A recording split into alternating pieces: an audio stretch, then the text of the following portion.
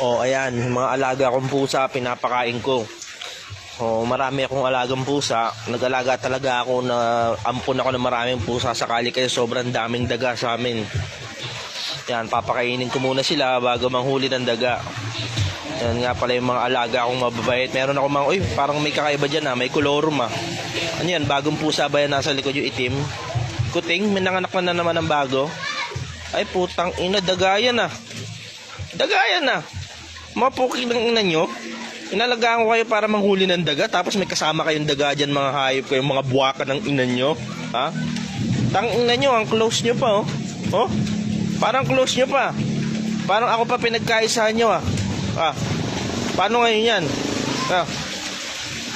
Ano silbi nyo? Parang kayo pa yung takot Ang lakas kumain tigas ng mukha. Anong klase yan?